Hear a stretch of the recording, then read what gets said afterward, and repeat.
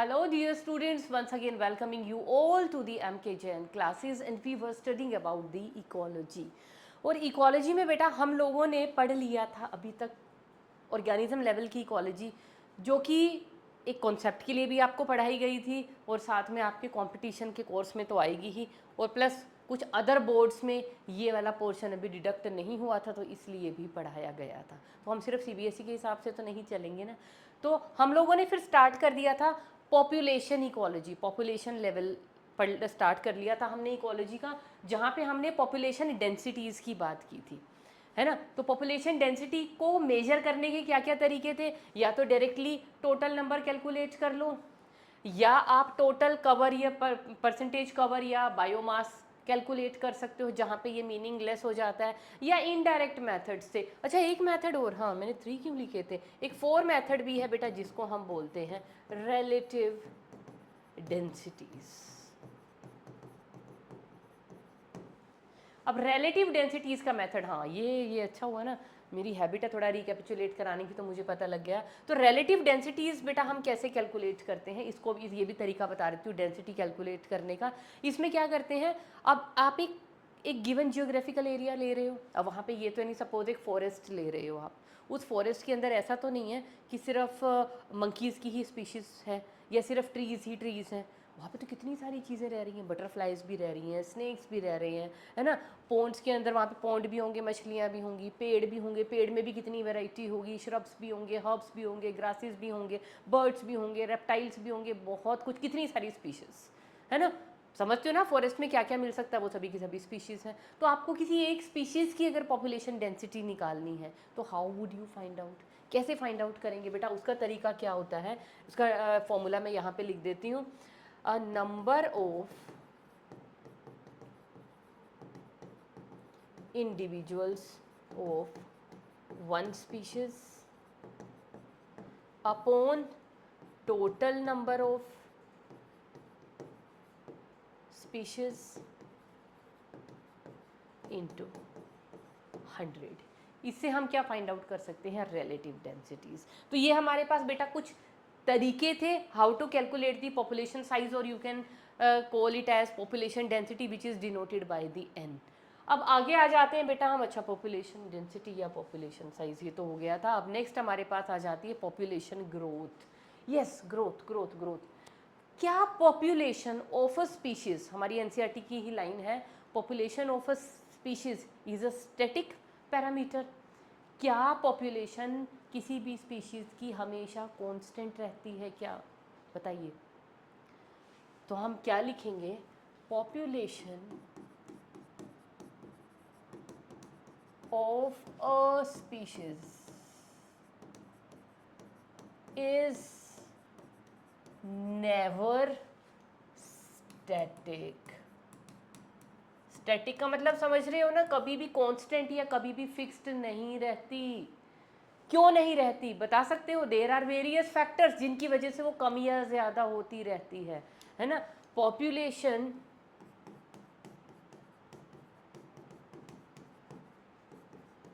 Keeps on changing, किसकी वजह से, बहुत सारे फैक्टर्स हैं। क्या क्या वो फैक्टर्स हैं, ड्यू टू, क्या फैक्टर हो सकता है, पहला तो है फूड अवेलेबिलिटी।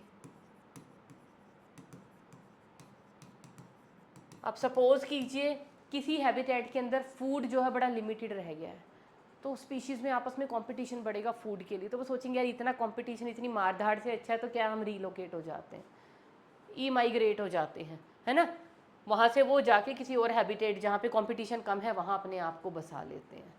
तो क्या फैक्टर आया, फूड की अवेलेबिलिटी स्कार्स थी।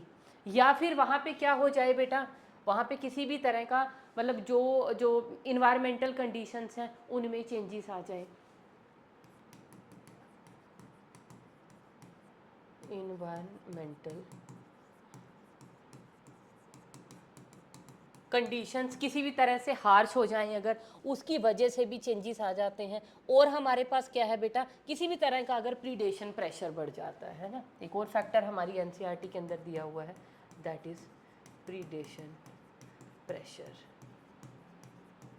तो इन सब चीज़ों की वजह से हमारी पॉपुलेशन क्या होती रहती है, कभी कम होती रहती है, कभी ज़्यादा होती रहती है। तो ये फैक्टर हैं जो डिसाइड करते हैं कि पॉपुलेशन इंक्रीज़ करेगी या पॉपुलेशन डिक्रीज़ करेगी, कि कोई भी पॉपुलेशन डिक्लाइनिंग है या वो एक्सपेंडिंग है। और हम क्या प्रिडिक्ट कर सकते हैं, we can also predict the reasons behind that, also predict reasons behind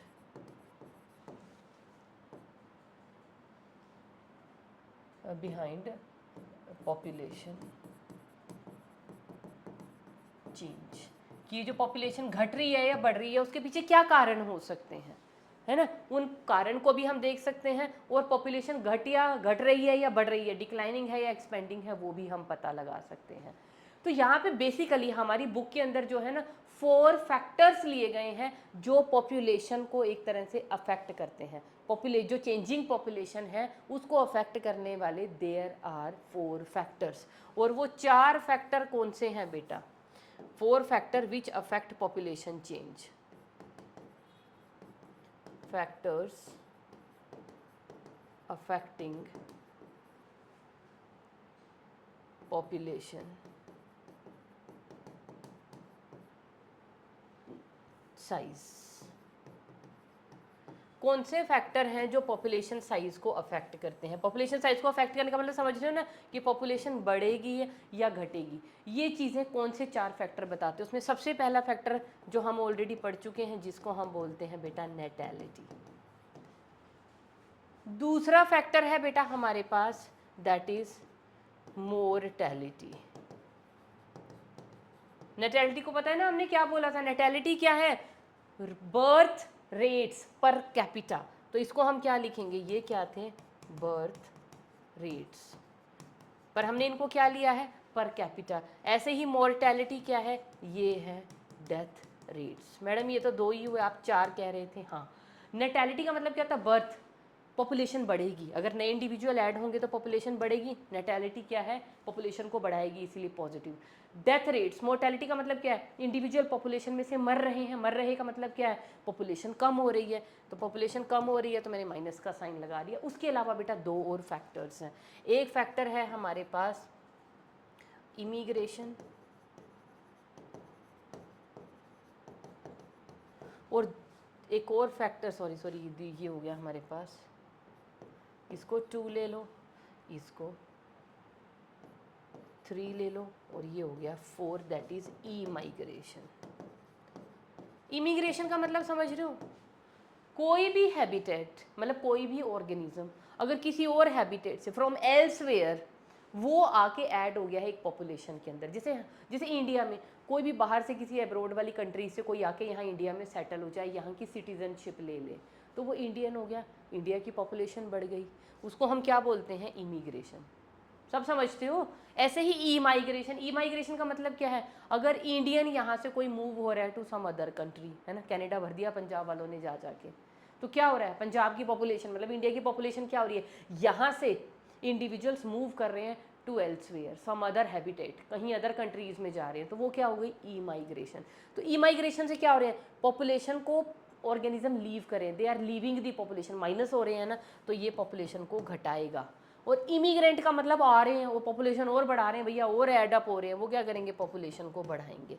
तो नेटैलिटी और इमिग्रेशन पॉपुलेशन को बढ़ाएंगे, मोर्टेलिटी और इमाइग्रेशन पॉपुलेशन को घटाने का काम करेंगे।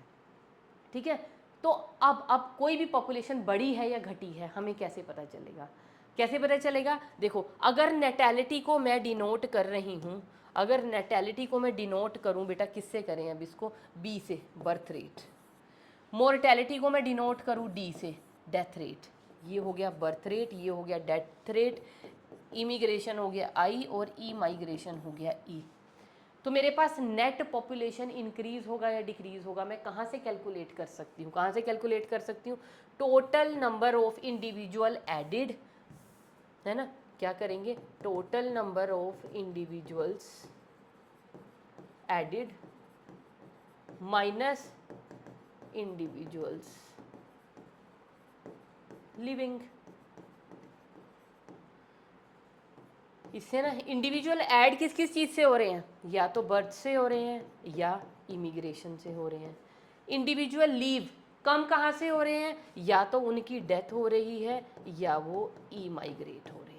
तो अगर ये मैं निकाल लूँ कि टोटल बर्थ और इमिग्रेशन टोटल इंक्रीज कितना है, उसमें से माइनस कर दो टोटल डिक्रीज। अगर ये पॉजिटिव वैल्यू आ रही है, पॉजिटिव का मतलब क्या है, ऐड होने वाले ज़्यादा हैं, ये कम है, that means population is expanding, है ना। लेकिन अगर ये ज़्यादा हो ये कम हो तो माइन वैल्यू आएगी नेगेटिव में। इसका मतलब क्या है, पॉपुलेशन क्या हो रही है, डिक्लाइन। इसके लिए हमारी एनसीईआरटी में बेटा एक इक्वेशन भी लिखी हुई है। उस इक्वेशन से पहले गो थ्रू दिस डायग्राम। ये डायग्राम हमें दिया हुआ है ना एनसीईआरटी के अंदर। अरे अरे अरे एक मिनट, नहीं छेड़ते इसको, चलो देखो। अब ये डायग्राम है बेटा हमारे पास, ये है नेटैलिटी। नेटैलिटी का मतलब बी, हमने भी बर्थ रेट को बी से डिनोट किया। ये क्या कर रहे हैं, बढ़ा रहे हैं पॉपुलेशन को। इमिग्रेशन बढ़ा रहा है पॉपुलेशन को। मोर्टेलिटी माइनस हो रहे हैं, ई माइग्रेशन माइनस हो रही है। और मोर्टेलिटी को किससे दिखाया है, डी से। तो हमारे पास नेट इक्वेशन क्या आ जाएगी, सपोज करो बेटा किसी टाइम पे पॉपुलेशन, किसी टाइम टी पे पॉपुलेशन है टी, और एक टाइम मैंने लिया है t+1, उस पे पॉपुलेशन क्या हो जाएगी हमारे पास, nt+1। देखो समझने की कोशिश करो। अब हम एक इक्वेशन बनाएंगे। इक्वेशन कहाँ बनाएं, इधर ही बना दे क्या, जगह ही नहीं बची। चलो आगे चलते हैं। ये देखो बेटा, एक टाइम है हमारे पास एट टाइम t, है ना। तो पॉपुलेशन का साइज़ क्या आ रहा है मेरे पास, या पॉपुलेशन साइज़ लिख लो, या साइज़ की जगह हम पॉपुलेशन की डेंसिटी भी लिख सकते हैं। उसको मैं लिख रही हूँ NT। मतलब जैसे ईयर 23 में हमारी पॉपुलेशन कितनी थी, इतनी थी। अब एक साल बाद मतलब एट टाइम t+1 जो पॉपुलेशन डेंसिटी है वो क्या हो जाएगी, NT+1।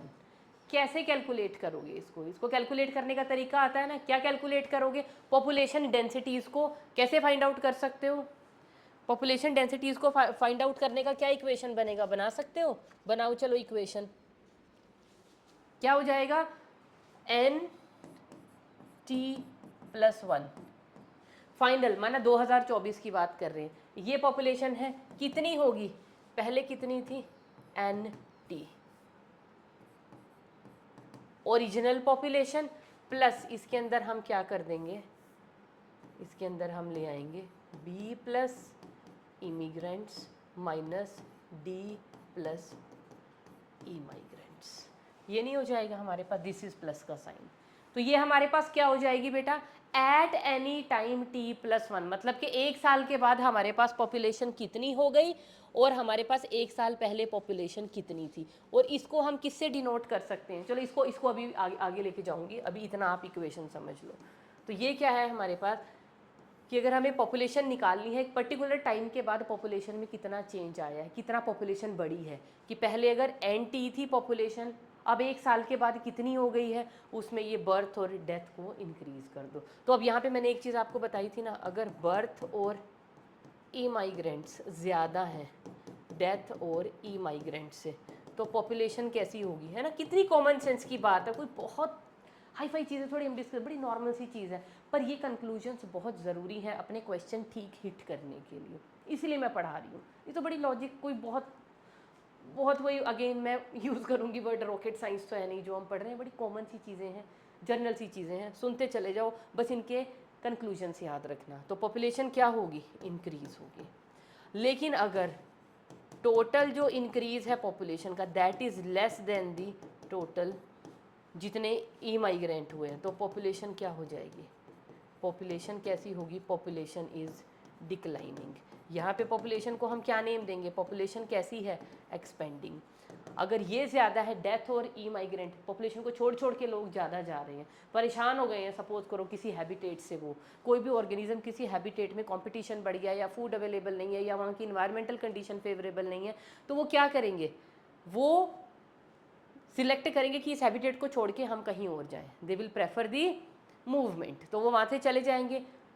तो उसकी, या फिर जो वहीं पे रहेंगे उन एडवर्स कंडीशन या फूड स्कैरसिटी या किसी भी रीज़न की वजह से उनमें डेथ ज़्यादा बढ़ जाएगी, या तो वो मरने शुरू हो जाएंगे या उस जगह को छोड़ जाएंगे। अगर ये नंबर ज़्यादा बढ़ जाता है as compare to the total added, तो हमारे पास क्या हो जाएगी, पॉपुलेशन विल बी डिक्लाइनिंग। बस। और ये हमें इसी डायग्राम के नीचे ये इक्वेशन हमारे पास एनसीईआरटी के अंदर लिखी हुई है। तो हमारे पास पॉपुलेशन डेंसिटी कब घटेगी कब बढ़ेगी उसको डिसाइड करते हैं ये 4 फैक्टर। और इन 4 फैक्टर में से भी बेटा सबसे ज़्यादा जो सिग्निफिकेंट फैक्टर है वो है नेटैलिटी। सबसे ज़्यादा सिग्निफिकेंट है नेटैलिटी एंड मोर्टैलिटी। ये वाले जो है ना इमिग्रेशन और ई माइग्रेशन, ये तो कुछ स्पेशल केसेस में ही एप्लीकेबल होंगे। मैक्सिमम हम बर्थ और डेथ को ही ज़्यादा सिग्निफिकेंट मानते हैं। तो बर्थ एंड डेथ क्या है, मोर सिग्निफिकेंट है इन कैलकुलेटिंग दी पॉपुलेशन डेंसिटी। इनका सिग्निफिकेंस ज़्यादा है।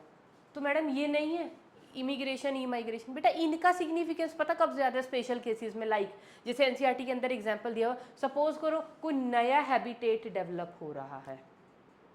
अगर कोई नया हैबिटेट डेवलप हो रहा है, अभी डेवलप हो रहा है, वहाँ पे एकदम से आके रिप्रोडक्शन या डेथ तो नहीं शुरू हो जाएंगे, अभी तो ऑर्गेनिज्म आए हैं, वहाँ आएंगे, रहने लगेंगे, है ना। तो कितने वहाँ आए या कितनों को वो हैबिटेट पसंद नहीं आया, वहाँ से निकल गए।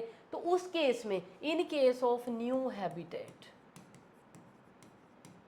अगर न्यू हैबिटेट सेटल डाउन हो रहा है, तब ये इमिग्रेशन और ई माइग्रेशन, तब ये सिग्निफिकेंट हो जाते हैं। तो वहाँ पे बर्थ और डेथ का हम क्या बात करें, सिग्निफिकेंट। तो वहाँ पे बर्थ डेथ, एकदम कोई हैबिटेट है वहाँ पे ऑर्गेनिज्म आके रहना शुरू हुए हैं, वहाँ पे बर्थ और डेथ की क्या बात करेंगे वहाँ पे, तो कि कितने मूव होके उस हैबिटेट में रहने आए हैं, कितने वहाँ से लीव करें, वो चीज़ सिग्निफिकेंट हो जाती है इन कैलकुलेटिंग दी पॉपुलेशन डेंसिटी। चलिए ठीक है। अब नेक्स्ट बेटा हमारे पास आ जाते हैं ग्रोथ मॉडल्स। हाँ ये बड़ा इंपॉर्टेंट है बेटा, बहुत बहुत बहुत इंपॉर्टेंट टॉपिक है ग्रोथ मॉडल्स। और क्या बता रहे हैं ग्रोथ मॉडल, हमें किस चीज़ के बारे में बात कर रहे हैं। देखो ग्रोथ मॉडल की पॉपुलेशन किसी भी एरिया की, मतलब जब इंक्रीज करिए डिक्रीज करिए, क्या ये कोई पर्टिकुलर पैटर्न फॉलो करती है। ग्रोथ मॉडल क्यों बनाए गए हैं, जस्ट टू प्रिडिक्ट कि पॉपुलेशन किसी एक रेगुलर पैटर्न में कोई पैटर्न फॉलो करती है। पॉपुलेशन का साइज जब चेंज हो रहा है विद रिस्पेक्ट टू टाइम, तो क्या ये कोई पैटर्न फॉलो करते हैं, कोई एक फिक्स्ड पैटर्न के अकॉर्डिंग बढ़ती या घटती है। दिस इज़ द मुद्दा of drawing growth models, to know the population का जो बढ़ना या घटना है कि क्या वो फॉलो करती है एक स्पेसिफिक पैटर्न, ये पता करना है ग्रोथ मॉडल्स का काम। अब ग्रोथ मॉडल ना हमारे पास बेटा 2 टाइप के हैं, और ये ग्रोथ मॉडल क्या बताएंगे कि पॉपुलेशन किस तरह से घट रही है या किस तरह से बढ़ रही है। डज लिख ही देते हैं,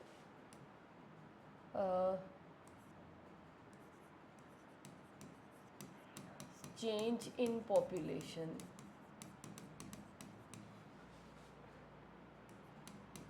in a fixed time follows a particular pattern।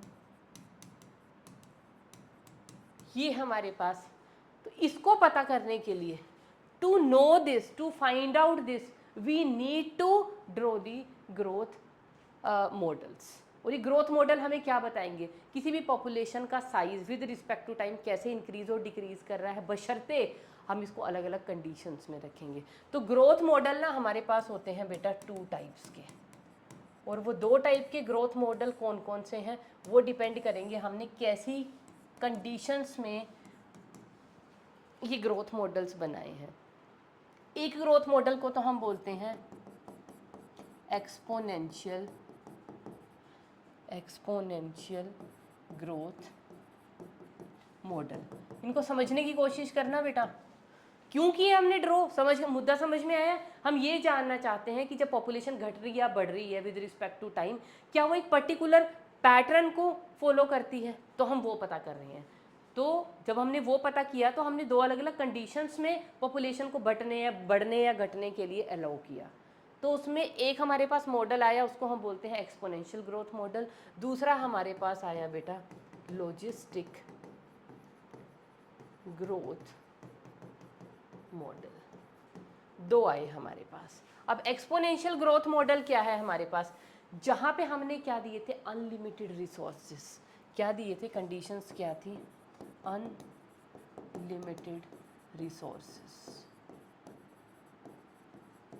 और वो रिसोर्सेज क्या होते हैं, ज़्यादातर ऑर्गेनिज्म को सर्वाइव करने के लिए फूड हो गया, अवेलेबिलिटी ऑफ स्पेस हो गई। खूब फूड है, खाएंगे, दबा के रिप्रोड्यूस करेंगे, मतलब कोई चेक है ही नहीं, कोई कंस्ट्रेंट है ही नहीं, कोई रेजिस्टेंस है ही नहीं, दुनिया भर का फूड है, दुनिया भर का स्पेस है। फूड का मतलब क्या, खूब खाओ खूब खाओ खूब खाओ, अपनी रिप्रोडक्टिव फिटनेस को मेंटेन करो। और जब फिट हो गए, रिप्रोडक्टिव फिट हो, तो रिप्रोड्यूस भी करोगे, रिप्रोड्यूस करोगे, नंबर बढ़ाओगे, तो भैया स्पेस ना कम रह जाए। नहीं, स्पेस भी आपको खुला दे दिया, आपको फूड भी खुला दे दिया, चलो करके दिखाओ क्या कर सकते हो। पॉपुलेशन के मतलब पॉपुलेशन में जो चेंज आया उसका हमने फिर पैटर्न ड्रॉ किया। उस पैटर्न से जो ग्राफ आया उसको हम बोलते हैं एक्सपोनेंशियल ग्रोथ मॉडल। यहाँ पे हमने क्या किया, यहाँ पे हमने रिसोर्सेज की सप्लाई रखी natural, limited resources. Limited resources का मतलब क्या है, हमने एक तरह से क्या दी उसको, नेचुरल कंडीशंस। नेचुरल कंडीशन का मतलब नेचर में भी क्या होता है, हमारे पास फूड और स्पेस एक तरह से हम कहेंगे ना ऑप्टिमम ही है, बस हमारे पास जितना है उतना ही है। ये तो नहीं है जी पूरा प्लेंटी में है, एक्सेस में है कि हम जितना मर्जी रिप्रोड्यूस करें, बच्चों का ढेर ही लगा दिया है, पैदा करते रहो करते रहो करते रहो करते रहो। भैया उनको एजुकेशन भी देनी है, उनको रहने के लिए घर भी देना है, उनको खाने के लिए खाना भी दिलाना है, सोसाइटी में उनको मान सम्मान, एक इस्टेब्लिशमेंट, एक डेजिग्नेशन उनको चाहिए। तो ये थोड़ी नंबर बढ़ाते रहे ढेर थोड़ी मार के गिराना है। तो लिमिटेड रिसोर्सेज की फूड और स्पेस की जो है सप्लाई वो क्या रहेगी, नेचुरल सिस्टम में क्या होती है, लिमिटेड होती है। तभी तो हम compete करते हैं, जैसे एजुकेशन है ना। आप अभी नीट की तैयारी कर रहे हो, आपको गवर्नमेंट कॉलेजेस में एडमिशन लेनी है, वहाँ पे क्या है, लिमिटेड नंबर ऑफ सीट्स। तो आप क्या कर रहे हो, compete कर रहे हो। तो you have limited resources, you have limited number of seats जिनके अगेंस्ट आप compete कर रहे हो सभी आपस में। तो उस कंपटीशन में जो फिट होगा वो क्या हो जाएगा, जीत जाएगा, वो सीट उसकी हो जाएगी। तो इसी को तो डार्विन ने कहा था, सर्वाइवल ऑफ द फिटेस्ट। जो फिट होगा वो सर्वाइव करेगा। सर्वाइव करने का मतलब क्या है, उसको मेडिकल कॉलेज में सीट मिल जाएगी। जो फिट नहीं होगा, फिट क्यों नहीं होगा भैया, तैयारी ही नहीं की उसने, फिट कैसे होगा वो, उसकी तैयारी फिट है ही नहीं है एकदम, वो पढ़ा ही नहीं, पेन लिया ही नहीं, पेपर क्रैक हुआ ही नहीं हुआ, तो किधर से आपको सीट मिल जाएगी। तो कंपटीशन में आप क्या हो जाओगे, यू विल बी एलिमिनेटेड। आप क्या करोगे, दूसरा चांस लोगे, तीसरा चांस लोगे, पढ़ोगे नहीं, कुछ भी नहीं होगा, फिर अल्टीमेटली क्या करोगे, लाइन चेंज करोगे, इधर उधर जाओगे। तो मतलब मेडिकल से तो आप एलिमिनेटेड हो गए ना। समझ में आया, मेडिकल से कहने का मतलब क्या है, मेडिकल कॉलेज की सीट आपको नहीं मिली तो you are eliminated from that system. तो जो सर्वाइवल ऑफ द फिटेस्ट है, जो फिटेस्ट है फॉर दी सर्वाइवल, सिर्फ उसी को नेचर सिलेक्ट करता है। तो यहाँ पे नेचुरल सिलेक्शन का प्रेशर रहता है, सिलेक्शन प्रेशर इज देयर। यहाँ पे there is no selection pressure. यहाँ पे क्या होगा, there is no selection pressure. क्यों नहीं है बेटा, अरे फूड दुनिया भर का पड़ा है, स्पेस दुनिया भर का है, we need not to compete with any other, कोई कंपटीशन है ही नहीं। तो नो सिलेक्शन प्रेशर, किसी भी तरह का प्रेशर नहीं है, तो there will be no competition. तो ये नेचुरल नहीं है, ये नेचुरल कंडीशंस नहीं है। ये क्या है, हम लैब में सपोज करो हम बैक्टीरिया को ग्रो करा रहे हैं, और वो बैक्टीरिया को हमने दबा के कल्चर मीडियम दिया हुआ, खूब बड़ी पेट्री डिश के अंदर हम उसको उगा रहे हैं। मतलब कल्चर मीडिया का मतलब उसको दबा के फूड प्रोवाइड करवा दिया, स्पेस भी उसको दे दिया, पागलों की तरह ग्रो करेगा। 1 का 2, 2 का 4, 4 का 8, 8 का 16, 32, 64, समझ रहे हो ना। और इसके लिए एक एनेक्डोट भी दिया, उसकी भी बात अभी करेंगे जो हमारी एनसीईआरटी में लिखा हुआ है। लेकिन लॉजिस्टिक ग्रोथ मॉडल में क्या है, there are limited resources, limited food है, लिमिटेड क्या है हमारे पास, लिमिटेड फूड है, लिमिटेड स्पेस अवेलेबल है। तो लिमिटेड फूड एंड स्पेस, तो वहाँ पे रहने के लिए इन रिसोर्सेज को एक तरह से एक्सप्लॉइट करने के लिए ऑर्गेनिजम्स के अंदर क्या होगा, सिलेक्शन प्रेशर, जो ज़्यादा फिट होगा वो उसको ग्रैब कर लेगा। There will be selection pressure. क्यों होगा? सिलेक्शन प्रेशर है, इसीलिए वहाँ पे क्या होगा? कंपटीशन भी होगा। कंपटीशन क्यों होगा भैया? लिमिटेड फूड है, लिमिटेड स्पेस है, तो जो उसको ग्रैब कर लेगा वो फिटेस्ट है, जो फिटेस्ट है वही ग्रैब करेगा, जो नहीं कर पाया डेथ हो जाएगी, या that will be eliminated from that system. समझ में आया? ये है हमारे पास। तो सबसे पहले बेटा हम लोग बात करेंगे एक्सपोनेंशियल ग्रोथ मॉडल, जो कि आइडियल नेचुरल कंडीशंस में एग्जिस्ट नहीं करता है। ये कंडीशन हम लैब में दे रहे हैं, सपोज कीजिए, और लैब में वो कंडीशन हमने दी, हमने क्या किया? प्लेंटी में बैक्टीरिया को फूड दे दिया, मतलब कल्चर मीडिया पे रख दिया, प्लेंटी का उसके पास स्पेस अवेलेबल है, तो वो किस तरह से अपनी ग्रोथ शो करेगा, उस ग्रोथ को हम लोग एक ग्राफ की फॉर्म में यहाँ पे दिखाएंगे। तो एक्सपोनेंशियल ग्रोथ मॉडल हमारे पास क्या होता है बेटा? हम एक ग्राफ बनाएंगे, किसके बीच में? इधर तो है हमारे पास पॉपुलेशन डेंसिटी कैसे बढ़ने वाली है, और इधर है हमारे पास टाइम, कितने टाइम के बाद हम उसको चेक कर रहे हैं। और यहाँ पे एक चीज़ और ड्रॉ की गई है, यहाँ पे एक लाइन ड्रॉ की गई है एनसीईआरटी की बुक में, और यहाँ पे लिखा हुआ है के। ठीक है, व्हाट इज दिस के? दिस के इज द कैरिंग कैपेसिटी। क्या है ये कैरिंग कैपेसिटी? क्या होती है कैरिंग कैपेसिटी? बेटा हमारा जो हैबिटेट है, जहाँ पे हम रह रहे हैं, हमारा जो नेचर है, उसका एक लिमिट है, उसके पास लिमिटेड रिसोर्सेज हैं to supply the number of organisms, है ना। इसको आप कैसे समझोगे? सपोज करो एक रूम के अंदर प्लेट्स लगी हुई हैं, या एक रूम के अंदर एप्पल हैं, देर आर 50 एप्पल्स, 50 ही कैंडिडेट हैं उनको खाने के लिए, है ना। 50 लोग हैं, 50 ही एप्पल पड़े हुए, सबको मिल जाएगा खाना। लेकिन तो ये क्या है कि जितने रिसोर्स हैं उतने ही उनको कंज्यूम करने वाले हैं, लेकिन एप्पल हो 50, उस रूम के अंदर उनको खाने वाले घुस जाएं 80%, तो क्या सबको एप्पल मिलेगा? नहीं मिलेगा ना। वो क्या करेंगे? छीना चपटी करेंगे। छीना चपटी का मतलब देयर विल बी कंपटीशन, क्योंकि आपने फूड जो रिसोर्सेज है उनको कर दिया थोड़ा, ऑर्गेनिज्म का नंबर है ज़्यादा, तो क्या होगा? कंपटीशन होगा। उस कंपटीशन में जो फिटेस्ट होगा, जो लपक लेगा, धक्का मुक्की मार के जो उनको ले लेगा, उसको हम क्या कहेंगे? He is fittest for the survival, that will be selected, क्योंकि सिलेक्शन का मतलब उसके हाथ में रिवार्ड आ गया, एप्पल उसको मिल गया। और जो फिट नहीं थे, नहीं ले पाए धक्का मुक्की में, वो रह गए 30 लोग। लेकिन यहाँ पे हमने क्या किया है? एक्सपोनेंशियल ग्रोथ मॉडल में हमने फूड को और हमने स्पेस को रखा है अनलिमिटेड। मैं अगेन लिख देती हूँ यहाँ पे, फूड एंड स्पेस क्या है हमारे पास? अनलिमिटेड, कोई लिमिट नहीं है, जितना मर्जी एक्सप्लॉइट करो।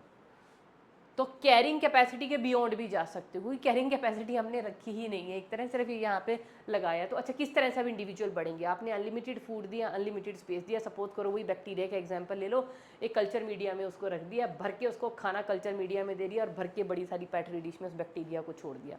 फिर आप टाइम देखो, कितने कितने टाइम के बाद उनके कितना नंबर बढ़ा है, और उस नंबर को फिर आप ग्राफ प्लॉट करना शुरू करो। वो ग्राफ पता है बेटा कैसा आएगा आपके पास? दैट ग्राफ विल बी,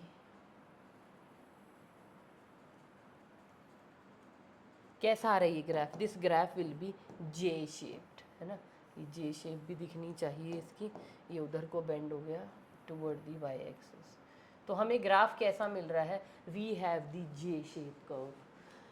पहले जीरो टाइम पे कोई धीरे धीरे टाइम बढ़ रहा था, धीरे धीरे इंडिविजुअल बढ़ रहे थे, फिर एकदम एकदम एकदम एकदम, क्योंकि फूड 1 से 2 बने, 2 से 4, 4 से 8, 8 से 16, 16 से 32, 64, है ना, और वो आगे आगे आगे आप ऐड करते रहो, तो हमारे पास इस तरह से इंडिविजुअल बढ़ते चले गए।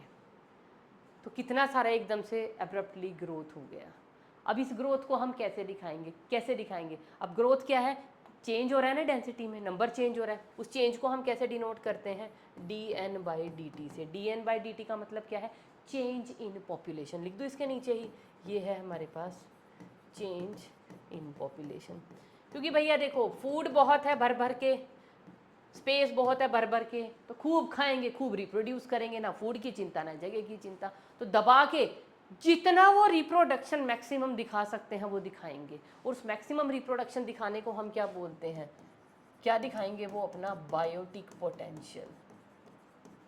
बायोटिक पोटेंशियल का मतलब समझ गए, जितना मैक्सिमम वो अपनी पॉपुलेशन को बढ़ा सकते हैं, वो उसको मैक्सिमम अपना बढ़ा के दिखाएंगे। That is biotic potential. उनमें कितना पोटेंशियल है रिप्रोड्यूस करने का, कितना वो अपनी रेस को मैक्सिमम इंक्रीज कर सकते हैं, कितना अपनी पॉपुलेशन को मैक्सिमम बढ़ा सकते हैं। तो they will achieve their biotic potential. Biotic potential समझ में आ गया ना क्या है? क्यों? क्योंकि हमने फूड और स्पेस को अनलिमिटेड रखा हुआ, दबा के खाएंगे, दबा के रिप्रोड्यूस करेंगे। तो क्या चेंज आया पॉपुलेशन में? वो जो चेंज आएगा वो चेंज को हम कैसे लिखते हैं बेटा? ओरिजिनल पॉपुलेशन इनटू, इस पॉपुलेशन बढ़ रही है लेकिन इसमें क्या हो रहा है? बर्थ भी हो रहे हैं और माइनस इसमें से कुछ की डेथ भी हो रही होगी। तो ये हमारे पास क्या आ जाएगा? टोटल चेंज इन पॉपुलेशन क्या है? ओरिजिनल इनटू कितने उसके अंदर नए ऐड हुए या उसमें से डेथ हुई। ये total increase into original population हमारे पास चेंज आ जाएगा। तो ये change in population is equal to, इसको हम और क्या लिख सकते हैं? ये बी माइनस डी को बेटा हम लिखते हैं आर, और ये बन जाता है आर एन। आर एन क्यों? Because B minus D, birth और डेथ को हमने क्या ले लिया? आर के इक्वल। और आर क्या होता है? R is known as the intrinsic rate of growth, intrinsic growth rate R. तो हमारे पास इक्वेशन क्या बन जाएगी बेटा? It is D N upon D T is equal to R N. This is the equation of the exponential growth model. और ये curve कौन सी है? एक्सपोनेंशियल। या इसको हम क्या बोलते हैं? कैसी कैसी ग्रोथ दिखा रहा है? किस तरह की ग्रोथ दिखाई जा रही है यहाँ पे? एक्सपोनेंशियल ग्रोथ है। मतलब जब फूड और स्पेस अनलिमिटेड है तो क्या होगा? एक्सपोनेंशियल ग्रोथ होगी। या उसी एक्सपोनेंशियल ग्रोथ को हम क्या बोलते हैं? Geometric growth. ज्योमेट्रिक ग्रोथ का मतलब समझ रहे हो ना क्या है? 2 से 4, 4 से 8, 8 से 16, 32, 64 and so on, double double double double double double double अब हो रही है। तो अब इसको अब हमारी एनसीईआरटी के अंदर एक चीज़ और लिखी हुई है कि अगर हमें कैलकुलस आता है तो इन कैलकुलस हम इसको चेंज कर सकते हैं इंटीग्रल फॉर्म में। तो integral form of this exponential equation क्या बन जाएगी? ये बन जाएगी बेटा हमारे पास N T is equal to N naught e raise to the power R T. ये हमारी अगर एक्सपोनेंट इसको इंटीग्रल फॉर्म में हम चेंज करें तो एन टी क्या है? Population at any time T. N naught क्या है? Original population. ई क्या है? Natural base of the logarithm. R क्या है? Intrinsic rate. टी क्या है? वो टाइम जिसमें आप ये चेंज देख रहे हो। ये सारी चीज़ें आपको आती हो कि फिजिक्स केमिस्ट्री में आप ये सब अप्लाई करते हो। तो एन नोट क्या है? ये लिखो इनको। एन नोट क्या है बेटा? यहाँ पे ओरिजिनल पॉपुलेशन जहाँ से आपने स्टडी स्टार्ट की थी, अंडर कंसिडरेशन।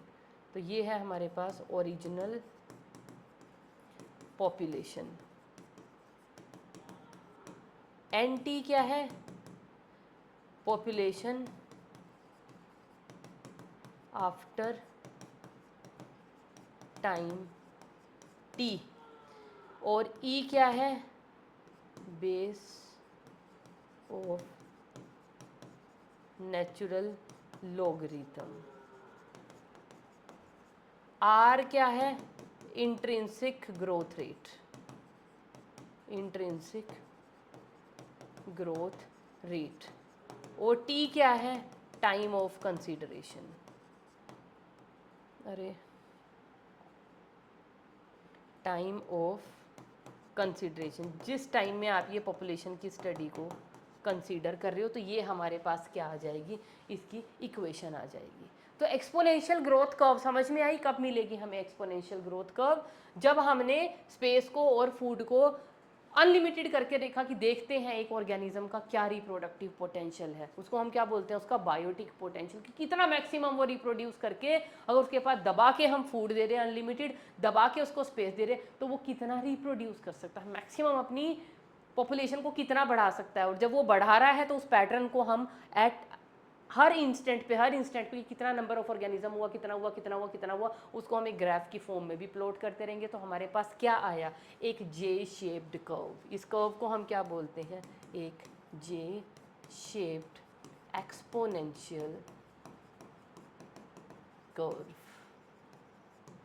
ये हमें ऑब्टेन हुई। और ये उसका एक्सप्रेशन है और कैलकुलस में ये इसकी इंटीग्रल फॉर्म है। और इसी के लिए कि वो कैसे बढ़ेगा, देखो किस तरह से बढ़ रहा है, डबल अप हो रहा है एवरी टाइम। इसके लिए हमारी एनसीईआरटी में ना एक एनेक्डोट भी दिया है। एनसीईआरटी ने एक एनेक्डोट दे के हमें ये समझाया है, और वो एनेक्डोट पता क्या है? क्या है वो एनेक्डोट? पढ़ा है किसी ने? कि एक किंग है और उसका एक मिनिस्टर है। Anecdote of a king versus his minister on chess board. वो दोनों चेस खेल रहे होते हैं। किंग था ओवर कॉन्फिडेंट, वो कह रहा था कि भैया जीतना तो मैं नहीं है, खेल ले मेरे साथ। तो मिनिस्टर ने कहा ठीक है सर आप ही जीत जाएंगे, लेकिन अगर मैं जीत गया, कहता हो ही नहीं सकता। कह रहे चलो अगर मैं जीत गया तो मैं एक शर्त रख सकता हूँ। कहता हाँ हाँ रखोगे, तुझे जीतना तो है नहीं, शर्त मैं मान लेता हूँ। और शर्त भी किंग को बड़ी वाहियात लगी। उसने कहा चेस बोर्ड में कितने स्क्वायर्स होते हैं? 64। तो मेरी हर बार के लिए, हर जीत के लिए क्या होगा? जो बॉक्स नंबर 1 होगा उस पे आप एक व्हीट ग्रेन रख देंगे, एक व्हीट ग्रेन मुझे मिलेगा। बॉक्स 2 पे अगर मैं फिर जीतता हूँ तो मेरे को क्या हो जाएंगे? वो व्हीट ग्रेन क्या हो जाएंगे? मतलब आपको मेरी जीत पे क्या करना पड़ेगा? 2। बॉक्स 3 पे क्या देने पड़ेंगे इसके? 1 2, 1 का डबल 2, 2 का डबल 4। बॉक्स 4 पे आपको कितने ग्रेन? 4 के 8। बॉक्स 5 पे 16। बॉक्स 6 पे 32 और अप टू 64 बॉक्सेस पे जितने व्हीट ग्रेन आएंगे वो आपको मुझे देने पड़ेंगे शर्त के अनुसार। किंग ने कहा कितनी वाहियात शर्त है, दाने मांग रहे हैं गेहूं के, 1 2 4 8 36 32 64, है ना? तो ये दाने मांग रहा है, दे देंगे क्या सड़ी हुई सी इसने, मतलब बड़ी वाहियात सी शर्त रखी है। कोई बात नहीं, गेम हो गया शुरू। अनलकीली मिनिस्टर जाता है जीत। तो according to the bet king को क्या करना पड़ेगा? उसको देने पड़ेंगे व्हीट ग्रेन्स। पहले बॉक्स में रखिए जी 1 व्हीट ग्रेन, दूसरे में रखिए 2, तीसरे में रखिए 4, फोर्थ में रखिए 8, फिफ्थ में रखिए 16। वो करते करते करते करते अभी भैया 64 तो बड़ी दूर की बात है, हाफ तक आते आते 32 बॉक्सेस तक आते आते किंग ने रियलाइज कर लिया कि उसके किंगडम के अंदर जितना व्हीट था वो सारा तो आ चुका है। 64 तक मैं इसको कैसे लेके जाऊं? इस चीज़ को आप समझ सकते हो? You just try to calculate कि कितना बड़ा नंबर होगा कि उसके किंगडम का पूरा व्हीट मिनिस्टर ने एक तरह से जीत लिया इस शर्त में। इसी को एक और एग्जांपल से हमारी एनसीईआरटी के अंदर दिखाया हुआ है कि अगर पैरामीशियम है, पैरामीशियम को हम ग्रो करने के लिए दें, पैरामीशियम को अगर हम ग्रो करने के लिए बोलें अनलिमिटेड फूड दे दो, अनलिमिटेड स्पेस दे दो, तो वो 1 से 2, 2 से 4, 4 से 8, 8 से 10, तो कुछ ही डेज के अंदर क्या हो जाएगा? एक ऑफुल सिचुएशन हमारे लिए हो जाएगी। मिलियंस बिलियंस पता नहीं कितने पैरामीशियम जो है अर्थ के ऊपर प्रोड्यूस हो जाएंगे। तो कहने का मतलब क्या है, और ये एनेक्डोट भी हमें क्यों पढ़ाया गया था एनसीईआरटी का मतलब क्या है कि एक्चुअल में एक्सपोनेंशियल ग्रोथ कर्व हमने ड्रॉ की थी, हमने ये कंडीशन अपने आप दी थी आर्टिफिशियल, क्योंकि किसी भी नेचुरल सिस्टम में अनलिमिटेड फूड और अनलिमिटेड स्पेस नहीं होता। क्यों नहीं होता मैम? नेचर तो इतना कुछ प्रोड्यूस कर सकता है। पता है क्यों नहीं? नेचर हमें अनलिमिटेड रिसोर्सेज देता। अगर नेचर हमें अनलिमिटेड रिसोर्सेज प्रोवाइड करेगा तो क्या होने वाला है? देखा क्या होने वाला है? अनलिमिटेड फूड और अनलिमिटेड स्पेस के अंदर हम लोग क्या करेंगे? हमारा रिप्रोडक्टिव पोटेंशियल, हम अपना बायोटिक पोटेंशियल तक पहुंच जाएंगे। तो क्या अर्थ के ऊपर क्या एक ही स्पीशीज़ को सर्वाइव करना है?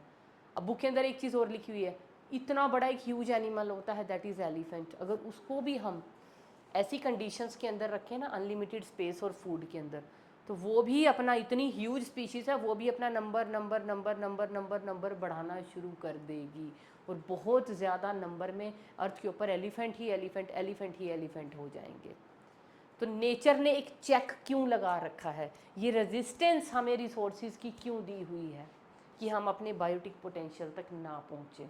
Otherwise her organism on this earth क्या कोशिश करेगा? मैं मैक्सिमम रिप्रोड्यूस करूं। और इतनी सारी स्पीशीज़ के, इतने सारे ऑर्गेनिज्म के लिए वो जगह कहाँ से लाओगे अर्थ के ऊपर? उतना फूड कहाँ से लाओगे अर्थ के ऊपर? क्योंकि फूड कितना है, कैरिंग कैपेसिटी क्या डिनोट करती है? हमारे रिसोर्सेज का amount which can supply a population.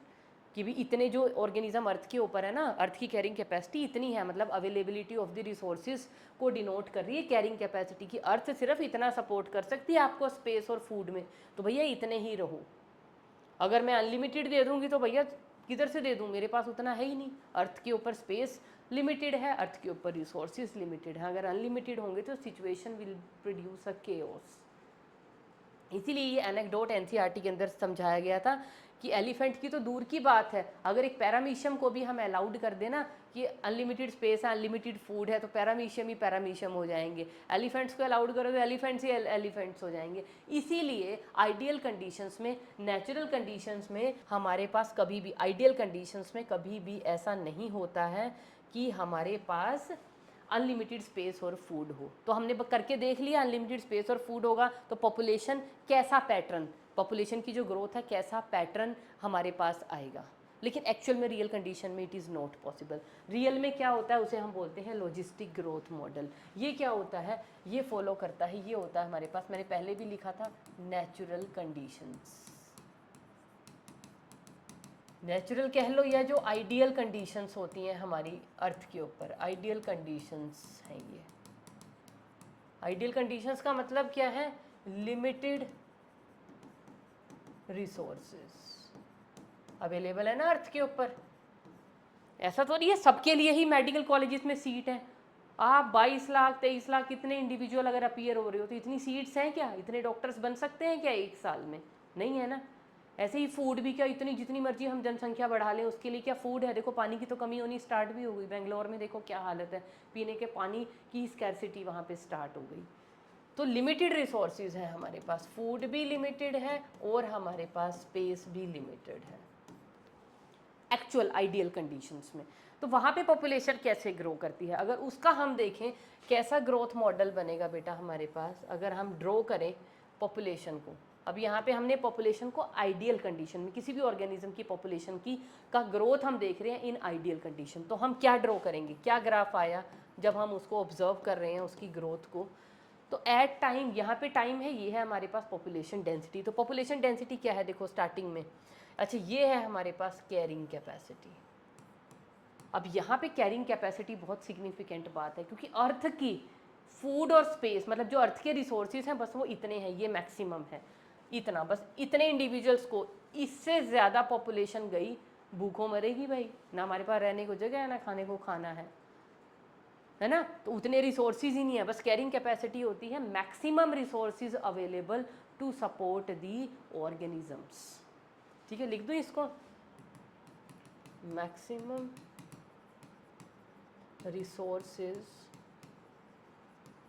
Available to क्या बोलेंगे हम, maximum resources available to hold दी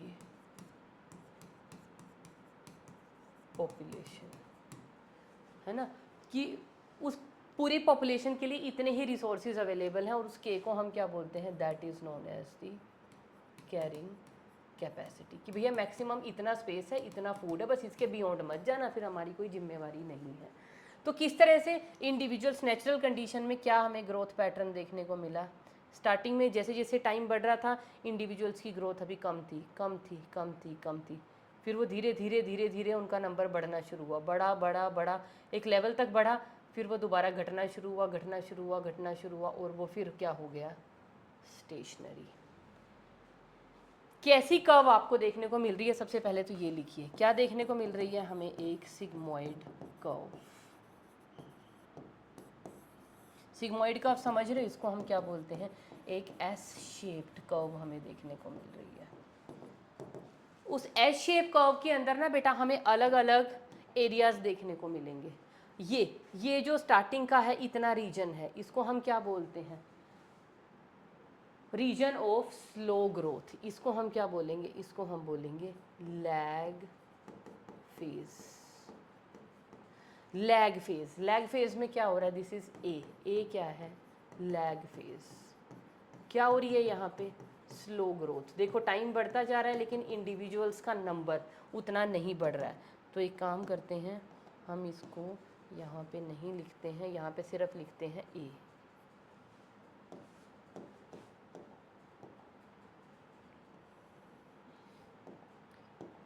यहाँ पे लिखिए सिर्फ ये रीजन है ए।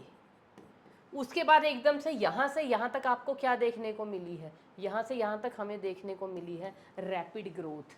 इसको हम क्या बोलते हैं, this is known as the log phase या एक्सपोनेंशियल फेज, या इसी को हम बोलते हैं एक्सेलरेशन फेज। क्योंकि यहाँ पे क्या हो रही है, एकदम रैपिड ग्रोथ देखने को मिली हमें। फिर एकदम से क्या हो गया, देयर इज डिक्लाइन। यहाँ से यहाँ तक इस रीजन सी में क्या हो रहा है, सी में क्या हो रही है, हमें देखने को मिल रही है डेसेलरेशन।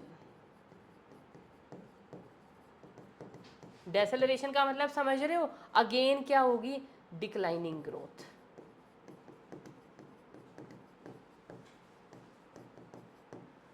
और फिर ये जो डी वाला पोर्शन है यहाँ से यहाँ तक, यहाँ पे क्या हो गई, this became the stationary phase. यहाँ पे ग्रोथ क्या हो गई, कांस्टेंट, या इसको हम और क्या बोलते हैं, स्टेशनरी फेज को हम बोलते हैं एसिम्पटोट। तो एसिम्पटोट, यहाँ पे क्या हुआ, ओरिजिनली ग्रोथ बड़ी स्लो थी, फिर एकदम फास्ट हुई, फिर दोबारा डिक्लाइन हुई और उसके बाद वो स्टेशनरी हो गई। लेकिन आपने एक चीज़ देखा, नंबर ऑफ इंडिविजुअल जो पॉपुलेशन थी वो कैरिंग कैपेसिटी से नीचे ही रही है। उसके बियॉन्ड जाएगी, क्या होगा, खाना ही नहीं मिलेगा, स्पेस ही नहीं मिलेगा, क्या होगी, डेथ होनी स्टार्ट हो जाएगी। तो कैरिंग कैपेसिटी के अंदर ही, नेचुरल सिस्टम में हम कैरिंग कैपेसिटी के अंदर ही हमारा जो नंबर है इंक्रीज कर रहा है। और उसको कैसे करके रखता है, नेचर ही मेंटेन करके रखता है। जैसे ही नंबर किसी चीज़ का बढ़ेगा तो वहाँ पे क्या होगा, there will be competition for food as well as for the space, and some unfit members will be eliminated from the natural system. समझ में आया। तो यहाँ पे हमें ग्रोथ कैसी मिलती है, मतलब कर्व कैसी मिलती है, सिग्मोइड कर्व। और ये जो सिग्मोइड कर्व है बेटा, अब इसके लिए हमारे पास अगर हमें इक्वेशन लिखनी है तो हमारे पास इक्वेशन क्या आती है, यहाँ पे हमारे पास इक्वेशन आती है dn upon dt is equal to Rn। ये तो हमारे पास पिछली भी थी, लेकिन यहाँ पे क्या आ जाएगी, कैरिंग कैपेसिटी भी तो पिक्चर में आ रही है ना। ये हमारे पास टोटल इक्वेशन आती है, और इस इक्वेशन को हम क्या बोलते हैं, this is known as the वर्हल्स्ट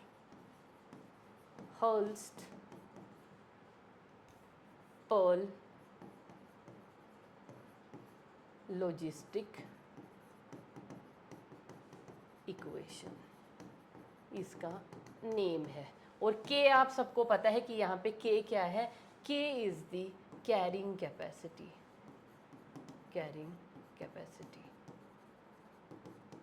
ठीक है। और ये जो नंबर आर है ना बेटा, ये जो आर है इंट्रिंसिक ग्रोथ रेट, ये बड़ा ही सिग्निफिकेंट है भाई। ये इंट्रिंसिक ग्रोथ रेट है, इट इज़ क्वाइट सिग्निफिकेंट। जब हम पढ़ रहे थे जे शेप कर्व, वहाँ पे ना हमारी बुक के अंदर दिया हुआ है, नॉर्वे रैट के लिए आर की वैल्यू दी हुई है, दैट इज़ 0.015, है ना। उसके अलावा और 2-4 चीज़ों की दी हुई है, ह्यूमन पॉपुलेशन की भी दी हुई है 0.02 समथिंग, है ना। तो वो वैल्यूज़ यहाँ पे दी हुई हैं। तो ये आर हम कैलकुलेट कर सकते हैं अगर हमारे पास बर्थ और डेथ, अगर सपोज कीजिए हमारे पास 1981 का आर हमें दिया हुआ है एनसीईआरटी के अंदर, अगर हमें आज का आर निकालना हो कि हमारा इंट्रिंसिक रेट ऑफ ग्रोथ क्या चल रहा है, तो हम पिछले सालों का बर्थ का डाटा कि कितने नंबर ऑफ बर्थ हुए, कितने नंबर ऑफ डेथ हुए, वो हम पॉपुलेशन सेंसस से अगर ले लें, उसको माइनस करें, तो we can calculate this R. तो ये आर 3 चीज़ों का हमारी एनसीईआरटी की बुक के अंदर दिया हुआ है, नॉर्वे रैट का है, एक फ्लावर बीटल्स का है, और उसके अलावा हमारी ह्यूमन पॉपुलेशन का है ड्यूरिंग द ईयर 1981। तो एक बार उस पर भी आप नज़र जरा सी घुमा लेंगे। तो बेटा मैंने आपको 2 ग्रोथ मॉडल्स करा दिए हैं आज, that is exponential growth model and logistic growth model. अब हम क्या करेंगे इन दी नेक्स्ट लेक्चर, हम इनका थोड़ा सा डिफरेंस के बारे में बात करेंगे कि दोनों में बेसिकली क्या डिफरेंस था और इससे हम लोगों ने क्या कंक्लूजन निकाला। उसके बाद हमारे पास आ जाएंगी बेटा वेरिएशंस। चलो वो सब that we will take up in the next lecture. That's all for today.